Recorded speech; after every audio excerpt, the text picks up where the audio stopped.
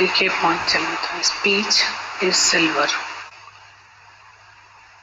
while silence is gold. मौन सोन वरजाइण वियो चवण चांदी।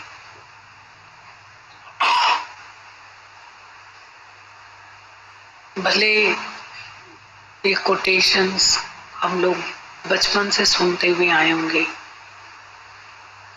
पर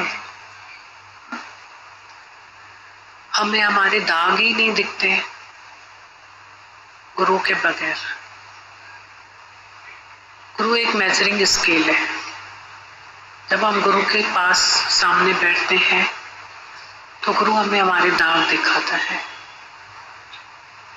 कि ये बोलना है, ये मौन है। नहीं तो हमारा बोलना ही हमें सुनाई नहीं देता है। हमारे मुंह के इतना करीब है कान, पर हमारा कान सुनता ही नहीं हमारी अपनी बात, समझ नहीं आता है। इसलिए गुरु को बोला गया है कि गुरु हमारा विवेक है, ज्ञान टॉर्च है, ज्ञान नाव है, ज्ञान तलवार है, ज्ञान अंजन गुर दिया, ज्ञान सदमा है, अज्ञान अंधेर विनाश। गुरु बहुत इम्पोर्टेंट है। फिर जैसे दादा भगवान ने बोला है, बहुत लिखने जैसी बात है। कितना भी कोई अच्छा बोल ले, वाणी को एक्सप्रेस करे, एक्सप्लेन करे, सिद्धांत दृष्टांत बातें, पर दादा भगवान ने लास्ट बात बोल दी कि एक लेक्चरर बन जाएंगे अगर हमारी रहनी नहीं होगी तो एक लेक्चरर से एक अनुभवी पुरुष की मौन सिखाएगी। पर किसी के बड़े बड़े लेक्चर जो है ना, वो हम सुनेंगे, हमको रस भी आएगा, पर ना दिमाग में से गुम हो जाएंगी बातें। बैठेंगे, कानों का रस होगा, सुनेंगे, बहुत अच्छा लगेगा, स्मार्ट वानियां हैं ये, कानों तक जाएंगी। उस समय हम झूमेंगे, यूं करेंगे, फिर गुम, दिमाग में से जैसे ब्लैंक हो जाएंगे, खत्म हो जाएंगे। जैसे कोई बात मिट जाती है ना, लिखी हुई बात, ऐसे दिमाग में से सारी वानियां मिट जाती हैं। पर जब एक अनुभवी पुरुष होता है ना, वहां हम जाएंगे ना, बैठेंगे, जिसकी रहनी है, तो उसकी मौन भी ना हमें अट्रैक्ट करेगी, इंस्पायर करेगी, अनकरेज करेगी, ट्रांसफॉर्म कर देगी कि यहाँ कैसे गुरु ने मौन करी। वो हमारा पीछा करेगी बात। ये सच्चे गुरु की निशानी है। तो दोनों पॉइंट्स दादा भगवान ने बहुत अच्छी बोली कि लेक्चरर से एक अनुभवी पुरुष की मौन ज्यादा सिखाती है, और speech is silver while silence is gold. कल से मौन पे वाणी चल रही है। आज भी ये लेटर मौन पे ही लेकर आए माता भगवान का, इसको पढ़ लेते हैं। संग करेंगे उतना हमको ये धरती जो है हमारा विवेक जगाएगी, हमें सूक्ष्म बनाएगी, हमारी बुद्धि को। हम खुद को पढ़ पाएंगे, हम डिस्क्रिमिनेट कर पाएंगे कि हमारा कहाँ मौन होना चाहिए, कहाँ हम कितना बोलते हैं। मतलब कौन से हमारे शब्द से कौन गिर जाता है। कल कोई बैठा था, वो बोल रहे थे, फिलहाल ने मुझे बोला कि बेटे की जल्दी शादी करा, जल्दी शादी करा, जल्दी शादी करा, कब कराएगी, 1 और 2 वर्ष आगे। तो वो बोला, वो मेरी बात इतना मुझे डिस्टर्ब कर दिया, उस बात ने इतना डिस्टर्ब कर दिया कि जैसे मतलब वो बता रही थी कि मेरे को पहले वाले बेटे के लिए बोलते थे जल्दी करा, तो वही चला गया। अब इस बेटे के लिए सब लोग बोलते हैं जल्दी करा, तो ऐसा तो नहीं कहीं इसको कुछ हो जाए। कहाँ से कहाँ मन को रिलेट कर। अब हमने खराब कुछ नहीं बोला, पर हमारा बोलना किसी के जीवन में क्या काम करता है वो हमें ही नहीं पता। क्या अनुभव होता है, इसलिए गुरु किसी को कुछ बोलता ही नहीं है। हम गुरु की वाणी आईना समझ के अपने दाग जरूर देख लेते हैं, पर वो पॉइंट आउट करके किसी को कुछ नहीं बोलता। तो मन पहले इतना गिरा हुआ और गिर जाता है, इसलिए गुरु सबको चढ़ाता है कि तू क्या नहीं है, तू क्या नहीं है, तू क्या नहीं है। मन तो इतना गिर जाता है, बॉल सीढ़ी पे से यूं गिर जाती है। कल भी ये किशोर बहुत अच्छी बात बोला था, उस माइक के बहुत अच्छी बात बोला, बहुत अनुभव होता है कि हमारा सीधा बोलना भी किसी के जीवन में कहाँ सीधा काम करता है। बहुत सारे शुक्राने, बहुत अच्छी बात, बहुत अनुभव रहा था, बहुत बड़ा। मतलब दीदी जैसे आप कल मॉर्निंग में बोल रहे थे ना, ये ज्ञान तंदुरुस्ती और जवानी का है। हम सत्संग में आ भी जाते हैं दीदी, फिर बीच में छोड़ देते हैं, फिर छोड़ देते हैं दीदी, घर बैठ जाते हैं, अपने कामों में लग जाते हैं। तो फिर वही फील हो रहा था जैसे कल भैया बच्चे के लिए सेंस ही नहीं था दीदी उनमें कुछ किसी बात का। मतलब उनको इतनी सारी बातें बोल रहे थे, कुछ याद ही नहीं था, अपने बच्चे तक याद नहीं थे दीदी कि ये मेरे बच्चे भी हैं। ऐसा फील हो रहा था कि आदमी का दिमाग कैसे हो जाता है दीदी। एक समय था कि रहता है कि हम दीदी चलते हैं तो आवाजें आती है दीदी हमारे जूतों में से दीदी। तो एक समय ऐसा आ जाता है कि दीदी चप्पल नहीं पहन पा रहे हैं, चप्पल उतार नहीं रहे, इतना भी वो नहीं था। तो दीदी वही लग रहा था कि कैसे दिमाग जाम हो जाते हैं दीदी। ट्रैफिक जाम नहीं हो जाता है, दिमाग भी जाम हो जाता है दीदी। तो ये बहुत बड़ा अनुभव हुआ दीदी। तो मैंने आपको ही बोला दीदी जैसे कि दीदी क्या दिमागों को हो गया है। आपने दीदी बहुत अच्छी बात बोली कि बस पड़े रहे यहाँ पे, इस धरती पर बस पड़े रहे। मन है तो तूफान ना। हाँ दीदी बिल्कुल, मन तो है ना, हवा से तेज आती से बलवान। दीदी मतलब कैसे कैसे सीन आ रहे हैं सामने आजकल, तो सिखा के जा रहे हैं दीदी। और दीदी वो 19 तारीख की शादी है उसके बेटे की, उसका बेटा दीदी रो रहा था कल, आपसे मिला, हमसे भी मिला बाहर। तो दीदी एकदम कैसे करिए ठीक था दीदी। पिछले हफ्ते सत्संग में बैठी थी और एक हफ्ते के बाद ही दीदी मतलब ऐसा कुछ हुआ उसको कि एक हफ्ते के अंदर शरीर ही चला गया दीदी। तो जैसे शक्कू दीदी बोले ना, समय बहुत कम है, बहुत कम है। मतलब प्लानिंग क्या करते रहते हैं दीदी, ऐसा लगा ये प्लानिंग करें। मतलब दादा भगवान सही बोलते हैं, समेटो अपने आप को, फैलाओ नहीं, अब समेटो, समेटने का समय आ गया है। फिर सच में लगता भी है दीदी,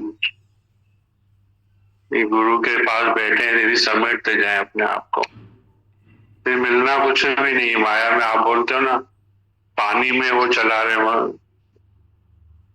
तो दीदी वही लगता है दीदी, कुछ है ही भी नहीं दीदी। शुक्राने दीदी गुरु के साथ बैठ बैठ के समझ में आ रहा है। नहीं तो दीदी ये मन समझने भी नहीं दे दीदी, मन इतना पक्का हो जाता है दीदी माया में की आदतों में कि कहीं से हिले भी नहीं दीदी, इंच फुट भी ना हिले। और कैसे अंधे और बहरे मन को गुरु आके दीदी ठीक करता है दीदी। पड़े रहेंगे तो दीदी ठीक होता है दीदी। रोज सुन सुन के दीदी वो करता रहना, अपना शेप चेंज करता है दीदी। तो दीदी ये गुरु के शुक्राने, कल भैया भी यही बोल रहे थे गोविंद भैया, तो बस पड़े रहे यहाँ पर। दीदी सच में ऐसा ही लगता है दीदी, इन्होंने यही वाणी चल रही है कि पर नियम को फॉलो कर रहे थे। बाकी तो दीदी गुरु का काम है, हम कर भी नहीं पाते दीदी। थोड़ी सी माया भी दीदी गई है, गुरु की मेहर से दीदी गई। हमारे हाथ में तो दीदी कुछ भी नहीं, निर्बल है, निर्बल दीदी फील होता है। ये ऐसे नहीं मैं कह रहा हूँ, निर्बल है दीदी हम। ये गुरु की शक्ति और गुरु के आशीर्वाद और दीदी गुरु की मेहर से दीदी हो रहा है। दीदी बचे हुए, दीदी रोज बचे हुए, रोज ऐसा फील होता है कि फिर बच गए दीदी। सबको देखकर दीदी, घर में भी देखते हैं अपने, तो दीदी सच में बड़ा अजीब और गरीब लगता है कि क्या है दीदी। गुरु को पकड़े दीदी और समझे गुरु को दीदी, गुरु के इशारों को दीदी और समझे हम दीदी।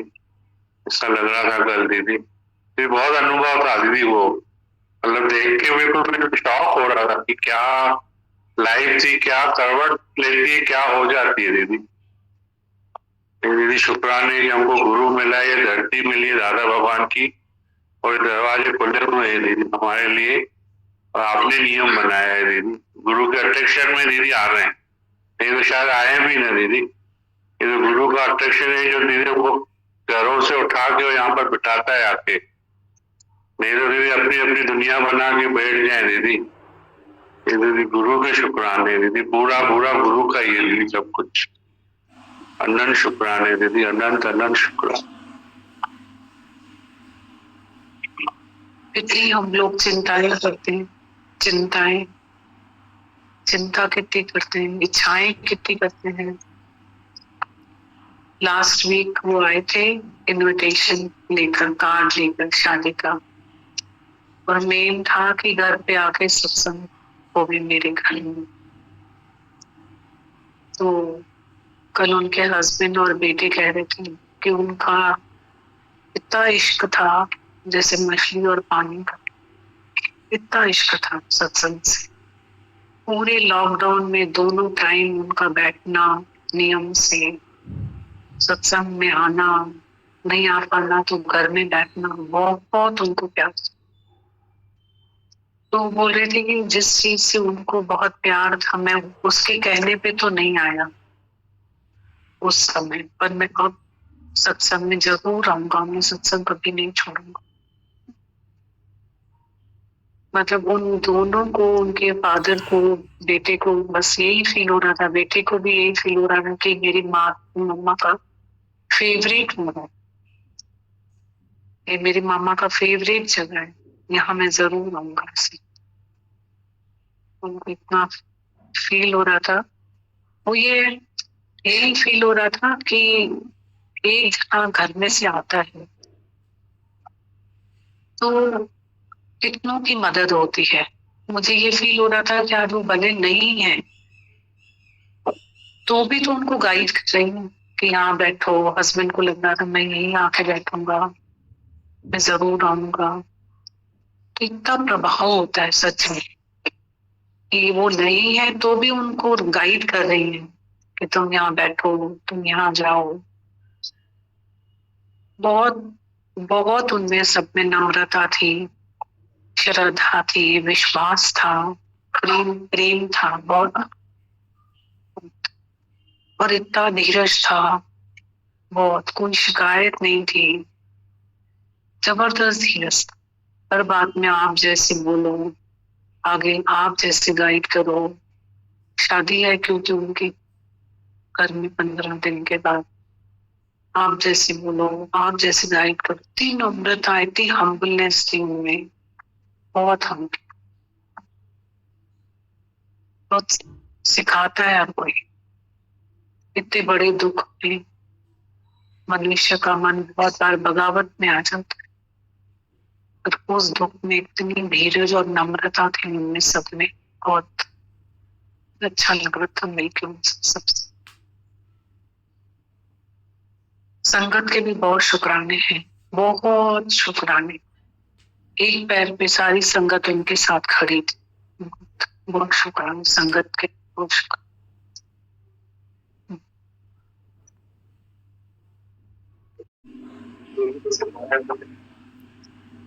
बातें थोड़ी सी न्यूज की झलक देखता हूँ, जैसे घर आता हूँ थोड़ी सी न्यूज सुनता हूँ, थकान के कारण थोड़ा फ्रेश हो जाता हूँ।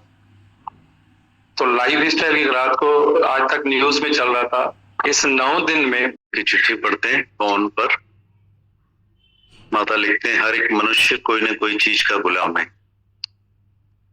अज्ञान में भी और ज्ञान में भी डबल गुलाम हो जाता है। कोई समझाएगा मौन करो तो मुंझ जाएगा, खिंच जाएगा मन, और जिसने मौन रखने को कहा है उसमें 100 अवगुण देखेंगे, क्योंकि उस समय अपने में कंट्रोल नहीं रहता। जो हमें पड़ी है कि मैं कुछ जानता हूं, उसका अहंकार भरा पड़ा है। माता भगवान लिखते हैं, हर एक मनुष्य कोई न कोई चीज का गुलाम है। अज्ञान में भी और ज्ञान में भी डबल गुलाम हो जाता है। कोई समझाएगा मौन करो तो मुंज खिंच जाएगा मन, और जिसने मौन रखने को कहा है उसमें 100 अवगुण देखेंगे, क्योंकि उस समय अपने में कंट्रोल नहीं रहता। जो हमें पड़ी है कि मैं कुछ जानता हूं, उसका अहंकार भरा पड़ा है, तो निकल आता है कहां जाए। मैं जीव हूं, बंदा गंदा हूं, ये मुझे याद है। इस ऊंट वाले अहंकार को गुरु भी नहीं तोड़ सकता है। जिसने मौन करने को कहा उसी में अवगुण देखेगा मन, और बोलेगा इतनी मौन क्यों करवाता है गुरु, मैं भी तो कुछ हूं, ये देह की रुकावट है। इस ज्ञान में जीव भाव की वजह से इंसल्ट फील होगी और अंदर दुखी होगा कि गुरु ने इतनी भरी सभा में मेरी पगड़ी उछाल दी, गुरु को ऐसा नहीं करना चाहिए था, वगैरह वगैरह ख्याल मन में आते हैं। माता बताते हैं, हर एक मनुष्य कोई न कोई चीज का गुलाम है। अज्ञान में भी और ज्ञान में भी डबल गुलाम हो जाता है।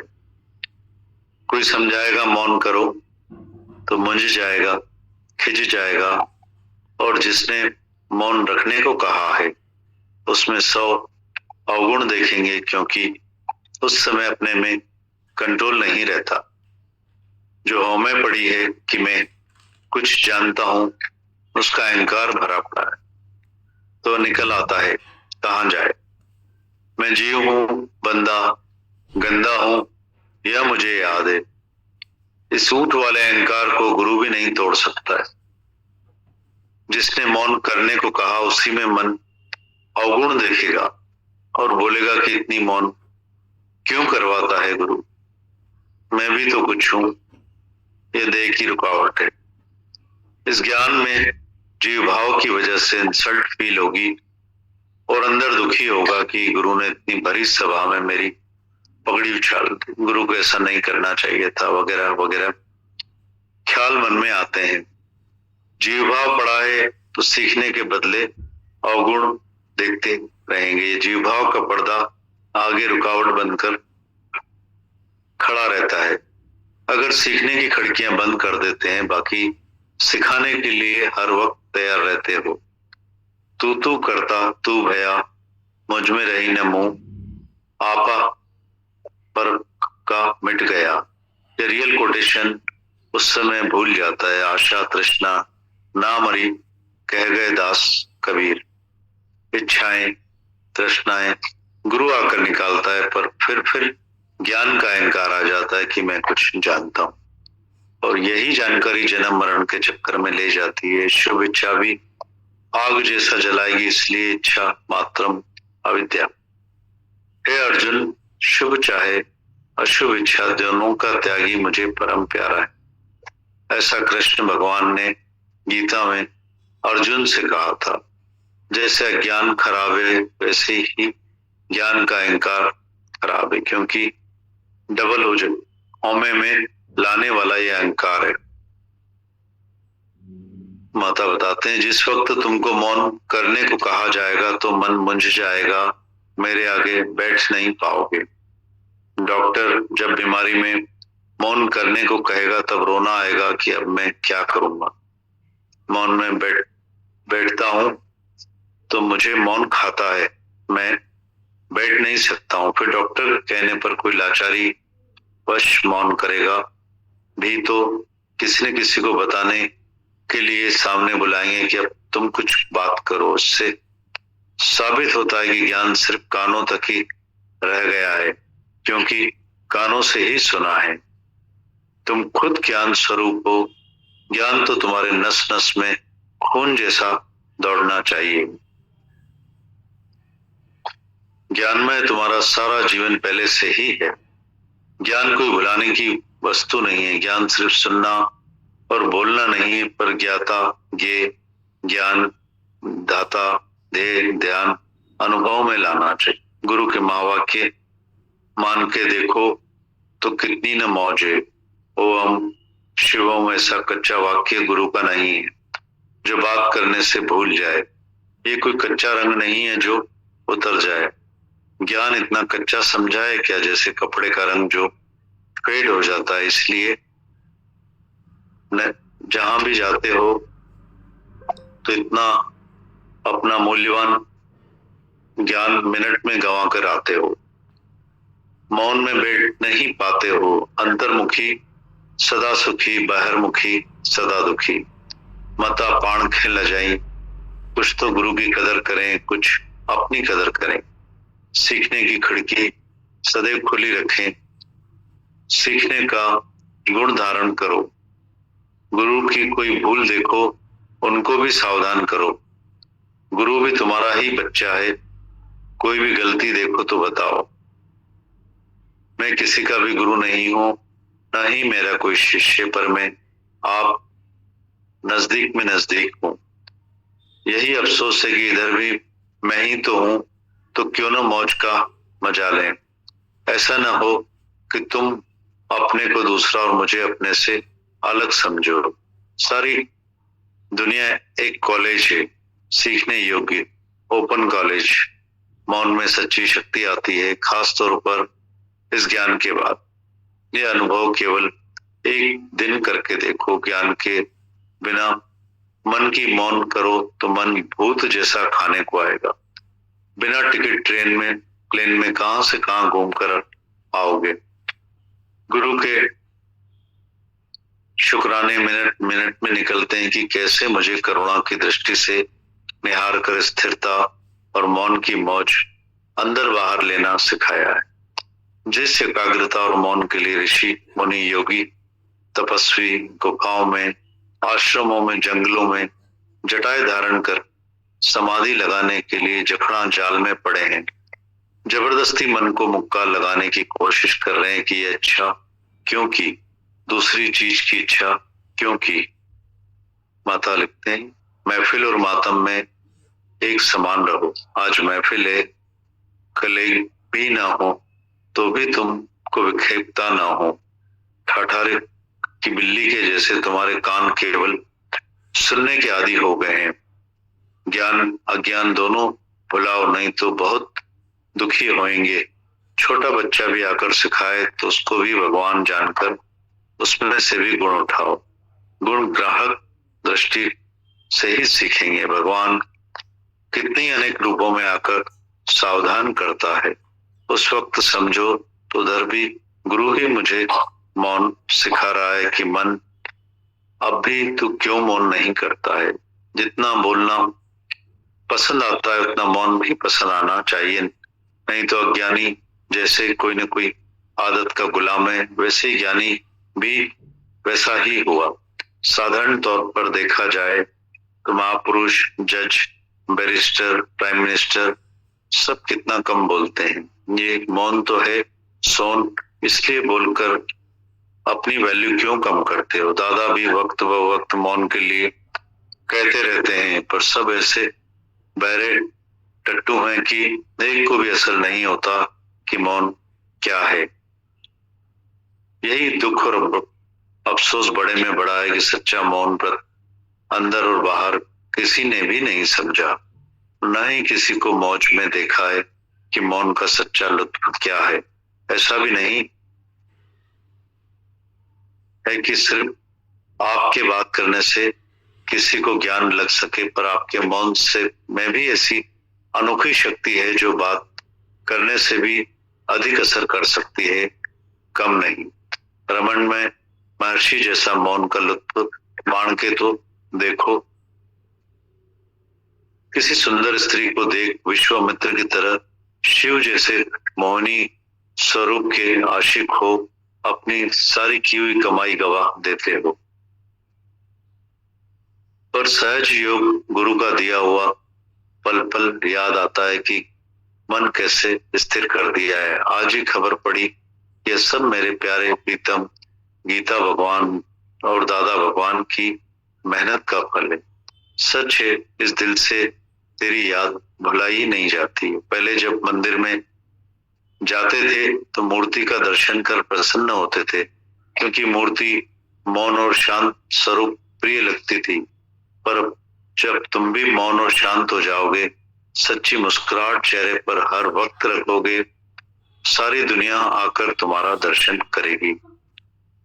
माता बताते हैं, न किसी को मजबूर करो, न किसी से मजबूर हो। मेरी मौन भी तुम्हारी आजमाइश की निशानी है कि तुम भी मौन कर सकते हो या नहीं। पर देखा गया है कि तुम मेरे आगे कोई न कोई बात जरूर पूछोगे शरीर के बारे में, या तो हमारी शक्ल देखोगे कि नाराज तो नहीं है, इसलिए सिर्फ ज्ञान बोलते हैं। पर मुझ पर मेहर करो और अपने को जांचो कि तुम कितने न माया के गुलाम हो। ये मुख रोग की बीमारी है, जल्दी इस सुजाग हो जाओ। दादा सच कहता है कि कोई हाथ जोड़ेगा तो हमको भी हाथ उठाने पड़ते हैं। हम तो भगवान हैं और देख भी रहे हैं भगवान, फिर किसको हाथ जोड़ें। मुझसे बात करने की शुभ इच्छा तुम समझते हो, पर जब दुखी होते हो तो यह शुभ इच्छा एक अशुभ इच्छा से भी ज्यादा दुखदायी है। क्यों नहीं अपने ऊपर कंट्रोल करते हो। कल एक औरत के बेटे ने कहा, मेहरबानी करके हमारी माँ को अपने सत्संग में बुलाएं, हम रोज भाड़ा खर्च करके उसे भेजेंगे, चाहे हम पूरे सारे हैं। हमें पता है कि उसे बकबक की बीमारी है। ऐसों को उनके घर वाले हमारे दरवाजे पर छोड़ जाते हैं। जिनको सांप की तरह दूध पिलाकर मोटा किया, वो आज हमारी बेइज्जती इसलिए करते हैं क्योंकि हम बोलते रहते हैं, बड़बड़ करते रहते हैं, इसलिए आज हम उन पर बोझ बन गए। घर वाले समझते हैं जान बचे लाखों पाए, इसलिए खराब फल कन्या को देते हैं और कहते हैं कि कन्याओं को खिला रहा हूं। ऐसे ही तुम्हारे संबंधी भी तुम्हें निकम्मा समझकर तुम्हें सत्संग के दरवाजे पर फेंक जाते हैं। इस कब्र में आकर भी नहीं सुधरे और मौन नहीं रख सकते तो फिर बाकी इधर सुधरेंगे। माता लिखते हैं, डॉक्टर भी निराकार से साकार होकर आया है तुम्हारी आजमाइश के लिए कि बीमारी में मौन करो, पर सुना अनसुना कर तुम अपनी ही मौज मस्ती में बोलते रहते हो। मेरे लिए तो बोलना और मौन दोनों ही एक है, क्योंकि अपनी हालत में राजी हूं। मैंने ही तो अपना यह सब खेल रचा है, पर तुम न अपने को पहचानते हो, न डॉक्टर को, न ही मुझे पहचानते हो। पाण सुनारण आयो सो भली आयो, कम न होयस को ब्यो हिते अदा कम न होयस ब्यो। मैं बीमार नहीं हूं, तुम बीमार हो। अपनी बीमारी उतारने की कुछ सोचो। क्यों मन विक्षेपित होता है और मौन करने से तुमको नचाता है और दुखी सुखी करता है। मन की बीमारी यानी गुलामी, इससे छूट जाओ जो सारी उम्र एक भी अक्षर किसी से व्यर्थ न बोलने की जरूरत पड़े। खुद मैं तुमसे लाचार होकर बात करने आऊं। भजन तो बहुत सुर में गाते हो, मैं अगर देखूं तो देखूं, तुम न मुझको देखना जी। ये भजन वक्त पर भूल जाता है क्या जो मेरे न बात करने से तुम दुखी हो जाते हो। सारी उम्र बोलते रहे तो कौन सा सुधारा हुआ है जो आज देखने में आता है। मैं तुमसे नाराज नहीं हूं, पर तुम अपने से नाराज हो। अपने पैरों पर खुद ही कुल्हाड़ी मार रहे हो। तुम ये क्यों नहीं समझते हो? फिर तो तुम खुद खुदा हो। सब आवाज बंद करोगे तभी अनहद का शब्द बजना शुरू होगा। जैसे उस लड़के ने सबके साथ गाना गाया तो माँ को सुनाई नहीं दिया, वैसे ही तुम सब जब आवाज बंद करोगे तो अपना सुंदर आलाप आत्मा का सुनोगे और अपनी मौज ले पाओगे। मन को हर हालत में एडजस्ट करना सिखाओ तो तुम देखोगे। तो आज तुमको मेरा बताना पसंद नहीं आ रहा है तो आगे चलकर बहुत अच्छा लगेगा। मन ही ते मन मानिए, ना कुछ मरे न जाए। आज के लिए ये मौन का पाठ काफी है। मन को चुप रहने का सबक सिखाओ कि मंतु ज्योत स्वरूप है। अपना मूल पहचान जो समझदार होंगे तो हमेशा के लिए समझ जाएंगे, नहीं तो बकरियों के आगे तो बाजा बजाते बजाते सालों साल हो गए पर उन पर कोई असर ही नहीं होता है। मैं तो आज भी अपने को ही बता रहा हूँ, साधु चुपका है संसारा। ये सुनहरा मौका है मौन में रहने का और ज्यादा अभ्यास करने का। हरकत में बरकत है माता। सुनने से समझ में आएगी तो मौन के अंदाज भी निराले, कहाँ से शुरू कर रहे हैं, कहाँ खत्म कर रहे हैं, फिर कौन से शुरू कर रहे हैं, कहाँ खत्म कर रहे हैं, बहुत डेप्थ है इसमें।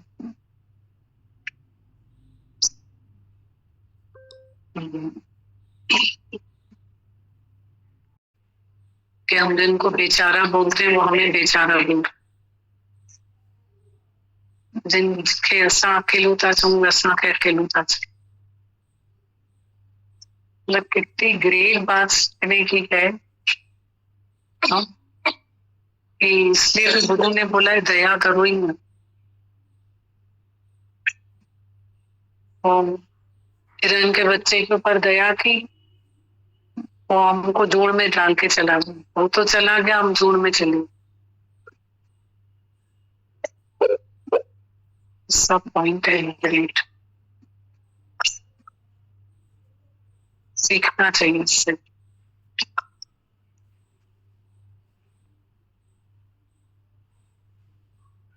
आप चाय के लिए इंतजार करते हो, मैं तो बना के पी के चला गया।